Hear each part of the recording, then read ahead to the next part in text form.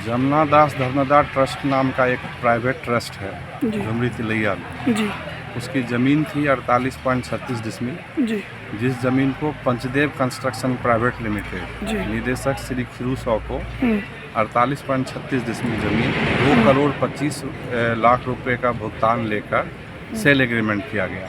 हम्म, चूँकि वो ज़मीन हाई कोर्ट में सब्जुडिस था, इसीलिए उसका हम लोग रजिस्ट्रेशन नहीं लिए थे कंपनी के नाम में। 2023 में हाई कोर्ट से डिक्री कन्फर्म हुआ, उसके बाद हम लोग रजिस्ट्रेशन के लिए रजिस्ट्री ऑफिस आए तो पता चला इसी ज़मीन में से 4.36 डिसमिल ज़मीन जमुना दास धर्मदार ट्रस्ट के एक ट्रस्टी लक्ष्मीकांत टिबरेवाल ने जितेंद्र टिबरेवाल जो झुमरी तिलैया के निवासी हैं उनको पावर ऑफ अटॉर्नी 2022 में एग्जीक्यूट कर दिए कलकत्ता में, और जितेंद्र टिबरेवाल अपनी पत्नी के नाम से 4.36 डिसमिल ज़मीन रजिस्ट्री कर दिए कोडरमा में।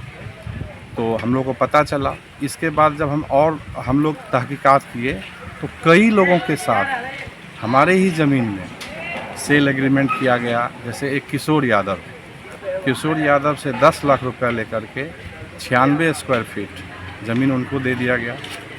एक पिंटू सिंह हैं जिनको एक दुकान खोलने का आदेश दिया गया। एक सुचित कुमार हैं जिनको पूरा 48.36 डिसमिल भूमि का निगरानी करने के लिए, सेल करने के लिए ऑथराइज कर दिया गया। उन लोगों से भी पैसा लिया हुआ।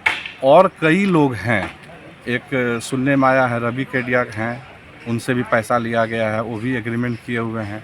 लेकिन चूँकि उनका कोई दस्तावेज हमारे पास नहीं है, इसीलिए जब हमने एफआईआर किया तिलैया थाना में तो उनका नाम नहीं दिया गया। केवल मंडल के वंशज हैं, उनसे भी करीब 40-50 लाख रुपया लिए हुए हैं लक्ष्मीकांत टिबरेवाल। इस तरह से बहुत फ्रॉड किए हुए हैं।